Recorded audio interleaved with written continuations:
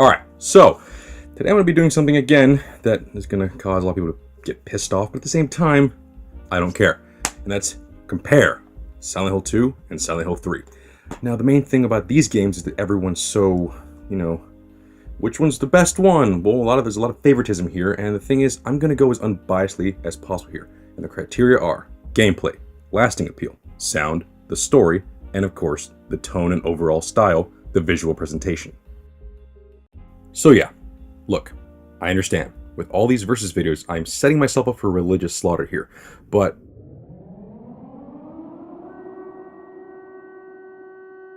oh, shit. Well, that's my cue. Let's get to it.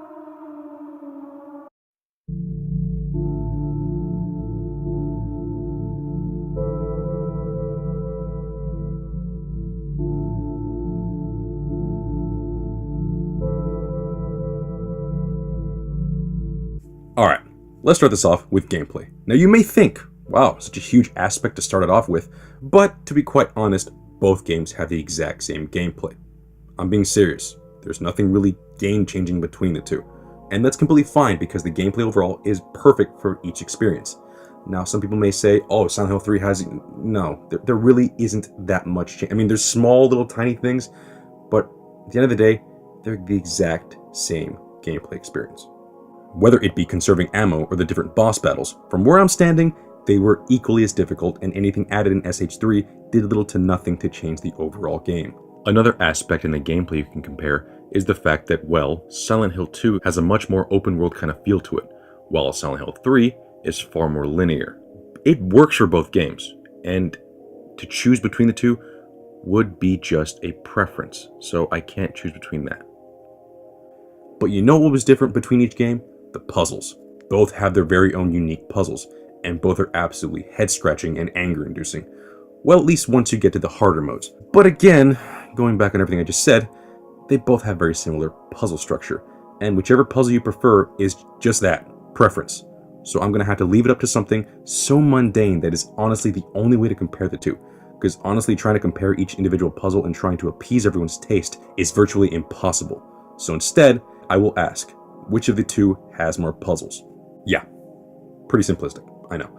But again, to be even lazier, I'm not going to sit down and count every single puzzle because that would take too much time, and at the same time, I kind of don't really have to. And that's due to the fact that, well, for one, Silent Hill 2 is a longer game.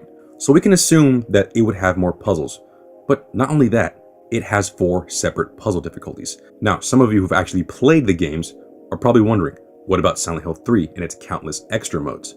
Well, that is only for combat, so yeah, it's stupid and a pretty damn simple answer to the question. Silent Hill 2 has far more puzzles to go through, and not to mention the final mode you unlock has extremely hard puzzles. So if you are a puzzle freak, this is your bread and butter. And if you don't like puzzles, well, tough shit, because that's the way it goes in Silent Hill. I mean, would you think Silent Hill is going to be an easy place to get out of? I mean, unless you choose easy mode. Regardless, point goes to Silent Hill 2.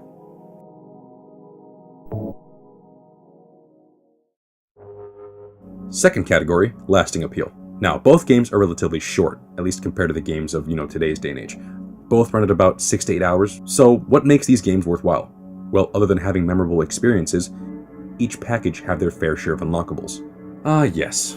What's an early 2000s survival horror game that's been great? Unlockables. And here, they each provide their very own unique slew of content. And, well, depending on your liking, you're definitely going to be preferring one over the other. Silent Hill 2 has some in-game items that will aid the player in New Game Plus, such as 2 new weapons, a chainsaw that never runs out of gas, and makes quick work of any enemy in a single hit, and the Hyper Spray, a weapon that depending on your overall ranking in the game, will stun enemies for a short period of time, to a long period of time, or just straight kill them instantly. Not to mention a laundry list of different endings, 6 to be exact, which change based on conditions met in game or difficulty setting. So yeah, this game has a ton of replayability. But if we're going strictly by the numbers here, yeah, Silent Hill 3 has it beat. Now, while the game only has 3 endings no matter what difficulty you play on, as I mentioned in the last category, this game has many modes. 10. Yeah, you heard me right. 10. 10 modes. Each mode is labeled Extreme Mode, with, Extreme Mode 1 and then Extreme Mode 2 and so on and so forth, each making combat progressively harder. 4 different special weapons to unlock: a flamethrower, an infinite version of the submachine gun, a beam sword, and a sexy beam. An attack that shoots out of the character and kills enemies with a cool fireworks show. Yeah.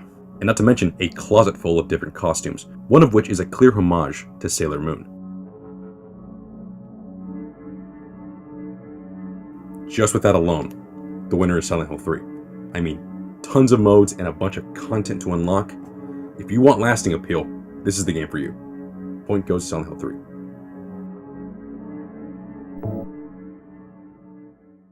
Alright, now on to a huge aspect of Silent Hill, its audio. I mean, talk about creepy. Whether it be the droning ambience of the still foggy town of Maine, or the ear-piercing wails of monsters who want nothing more than to eviscerate you. Silent Hill is a messed up place to be in, and its soundscape matches that vibe perfectly.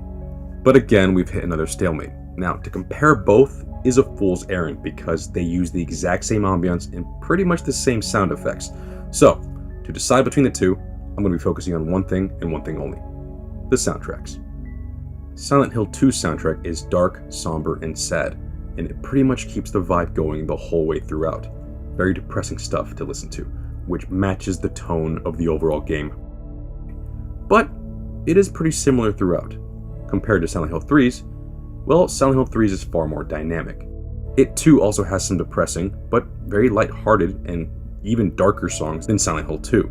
But besides the soundtrack having a lot of range, every song is actually amazing in its own right. To the instrumental tracks and the vocal tracks, each of them are just great to listen to. I mean, there is a reason why the game shipped with the soundtrack. It's that good.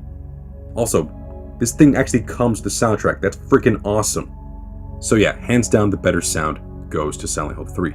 And also, duh, how could I forget about the voice acting? While not amazing, it is leagues better than Silent Hill 2. Do I have to scream? Sorry. I'll wait here.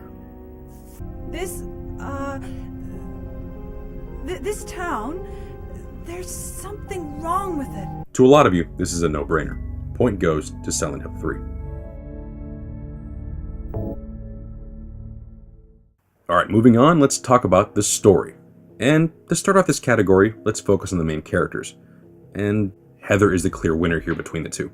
Yes, James is a very reluctant hero that is driven by one goal throughout, but he's kind of a bore. Unlike Heather, who is just far more likable, more badass, and even though she has hokey dialogue, her sassy attitude just sells every moment of her story. Heather is hands down the better character. But now, let's move on to... You know what? Let's get real. Because besides the protagonist, Silent Hill 2 wins in every other aspect of the story. The pacing is far better, the overall plot is far more engaging, and even going back to the characters, the supporting cast is far better than those presented in Silent Hill 3. Also, yeah, while I do give respect points to Part 3 for being a true sequel to the original Silent Hill, due to this, it makes Silent Hill 3 very predictable. Unlike 2 with its standalone plot, you will not see the ending coming. I mean, that ending blindsided me like a truck, and if you do already know the ending, well, you understand why. I mean, just that alone makes the whole experience worth it. And depending on which ending you got, you really want to find out what if, and you want to just replay the game to find out what other endings you can get. I mean, just overall, the plot of this game is fantastic. So yes, the point goes to Silent Hill 2.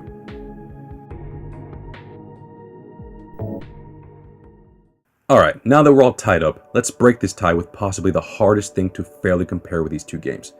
And that is the visual presentation, which is the overall tone, art style, and overall design. Now, before we continue, there is one huge aspect of this game that people just love to talk about, and that's the fact that this game has way better graphic fidelity than Silent Hill 2. And all I have to say about that is, well, no shit. This game's the newer game. Of course it's going to have better graphics. I mean, yes, that's a pretty cool thing, but not only that, but the graphic fidelity between the two is so small and minute that personally to me, I shouldn't even have to mention it. But I'm going to mention it, then yes, this game has better graphics. But not enough to the point where it makes it superior than Silent Hill 2. So besides that, I'm going to be comparing these two games as fairly as possible, just by art style, not just graphics. So yeah, let's continue. Getting back on track, a huge thing about the Silent Hill series is the scare factor. And boy, do each of these games bring the fear, but in very different ways. Both have their very distinct art styles, even though they both are also the embodiment of Silent Hill. 3 is a rustic dark nightmare of someone running from their past, while 2 is a much more somber bad dream of a tortured soul. And damn, in hindsight, that does sound very similar, and yet reflects each of the game's differences perfectly. A good way to define each one is that 2 uses a far more cooler color scheme, while 3 uses a far more warmer one. And to go back to the scares, Silent Hill 2's fear factor relies more on the unknown and the tension that begins to creep up onto each player, and Silent Hill 3's is a far more overwhelming fear that is shoved into your face, where pretty much any corner you turn could be your last. But yeah, besides all that, there can only be one winner here, and I've only been talking about, the different styles, and I can't really choose between the two because of, if I choose between, orange or blue, or which kind of fear I kind of like, more slower or more in your face, that's just preference. So yeah, which do I choose? So allow me to just give you the answer and then work my way back to explain why. So yeah, I'm gonna have to go with the far more depressing outlook. Silent Hill 2. Why? Well, it just does a better job overall of getting under your skin, as well as showing to the player that every Silent Hill is different between each character, which says a lot about the human psyche. And to focus on James Sunderland's Silent Hill, it's dreary and creepy from beginning to end. There are no real moments of humor here to break up the tension. Now, while that does work well for 3, and sometimes there is unintentional moments in 2 because of the voice acting, 2 holds on to its nightmarish world and never lets go. Even when we step back from the other world, the lingering mentality of uncertainty is still with us.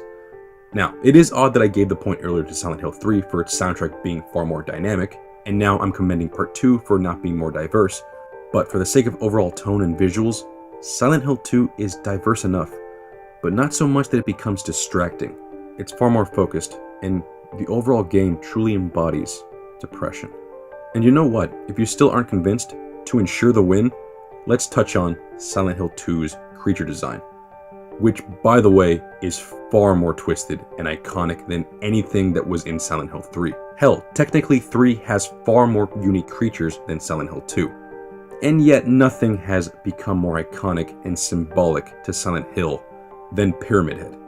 Yes, I understand that he shouldn't have been used outside of the game, but the fact that he's that iconic that they had to shove him into another game that had nothing to do with James Sunderland, and on top of that, in a movie that literally didn't need him at all, just speaks volumes to the overall design of the character.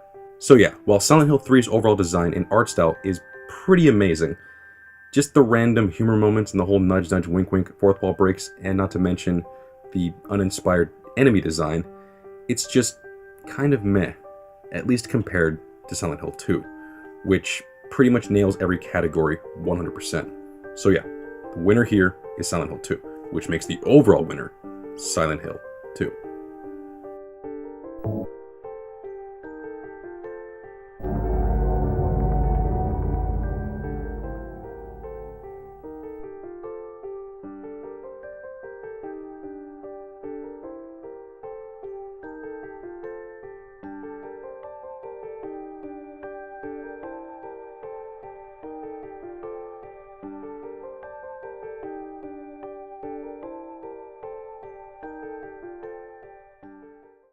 Well, that's the video.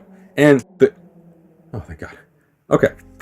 This video is just me comparing the best Silent Hill games on the PS2. So, if you're watching this video trying to decide between the two, I urge you just to play both, because while one of them may, and a lot of people give one more praise than the other, they're still both just fantastic games. And some of you may be also wondering, what about Silent Hill 1? I mean, where does this one compare with these two? And well, we'll find out in a future video. A much longer, but simpler video. Regardless, that's the video. Thank you for watching. Like, comment, and subscribe. And I'll see you guys later.